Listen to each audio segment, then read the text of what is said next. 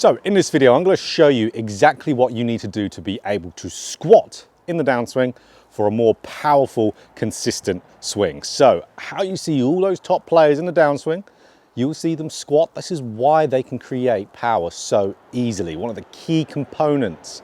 But so many of you are doing it so wrong that it's actually making you way worse. So let's show you how to do it properly. So step one, we need to be able to extend the right side at the top of the backswing. So you need to get up to the top of the backswing and you need to lose some flex in that right leg.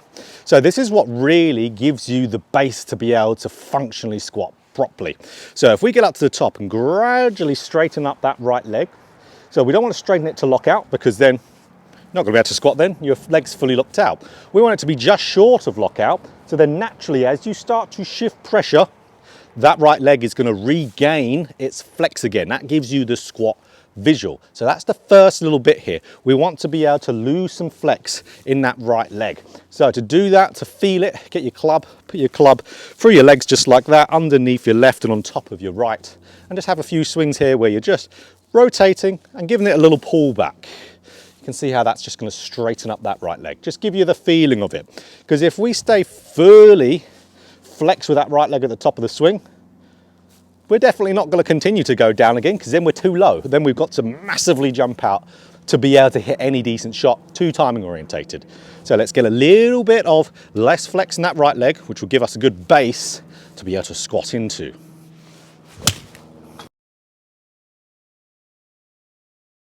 So step two, now we are at that top of the backswing. We've lost a little bit of flex in that right leg. Now we want to start the squat. So like I said, it's going to happen naturally, but we need to feel it a little bit to get it into our golf swing. So we don't just squat down. You don't just go dead straight down, because what you're doing there, you're just lowering yourself far too much to where there you have to counteract it massively by coming out of your posture hugely, because otherwise you're just going to fat it. And two, you are definitely going to fat it because you're not having any shift forward. This is why so many of you say, when I try to squat, I fat the golf ball, because you are literally just squatting down. Yes, you do squat down, but you also squat a little bit forward. So you see here, see how I'm drifting into my left side? So I'm getting into that left side whilst I'm slightly lowering. You just thinking about getting into your left side after you've extended that right leg, you will naturally have the appropriate amount of squat.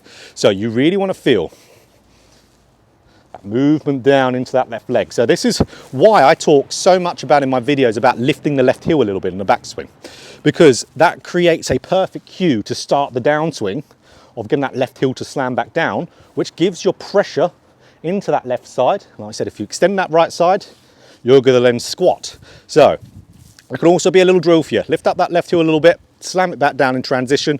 You're going to start to see a little bit of a squat. So step three, none of you do this. This is why a lot of you struggle massively with this and don't even hit the ball further when you squat. And that's because you don't get that force coming back out of the ground again. So squatting is your body preparing to produce vertical force. So if you squat down and you stay there, where's that vertical force going? You actually haven't generated any of it. You need to start to extend the left side coming through the shot. So you see how I'm straightening that left leg. That's getting my whole left side to extend, which is raising it up. If I'm doing that through the golf ball, it's keeping me in posture also. But the main big thing, it's getting that power that you put into the ground back out again. So this is where it's like the vertical jump part of a golf swing. So when people jump, they go down and back up. So of course, that's exactly what we're doing here. We're making sure through the golf ball, so from shaft parallel down into the ground, we are straightening and snapping that left leg.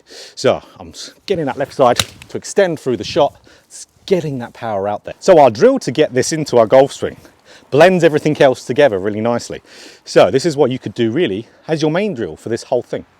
Get up to the top of your swing, stop, make sure that right leg's nicely extended, so not fully extended, we want it just short of lockout. So get up to the top, stop, pressure forward, little squat down, you can see, get to about shaft parallel, so from front on, looks like this. And then what we do from there, extend the left side. That's our drill. Go through the whole movement of it. You're segmenting it down. You're making it more bite-sized, a little bit more doable for a lot of you out there. This is the best way to do it. We've got to break things down. A lot of you are trying to learn the golf swing in one huge hit. you're trying to do everything at once. What else ever do we do in life? When we're learning a motor skill of some sort, do we ever throw everything at, like, throw the book at us all at once and then manage to learn it? Nothing. Golf swing's no different. We need to break it down into smaller bite-sized pieces. So up to the top, nice extension, good. Forward left, there we go, nice pressure going left. Now swing up a little bit and extend. Nice little strike. You're not gonna hit the ball very far doing it, of course, because segmentation into a net would be great. But then you're getting that, all that vertical force, you put it down into the ground, coming back out. You could see, again, if we watch that, look at that rotation through the shot. Really good, isn't it? So you're getting the vertical force, you're getting the rotational torques, you're getting that shifting. So you'll be getting a little bit of training your body to get lateral force as well. So very good drill to do to teach the body the sequencing of this. And you're gonna be good to go. So make sure you follow these 3 steps and you're gonna be massively, massively getting this squat into your golf swing. So if you enjoyed this video, click that like button if you want more golf instruction just like this. Hit the subscribe button, hit the bell button too to be notified every time I put out a video. So this is exactly how you squat in the downswing for more power.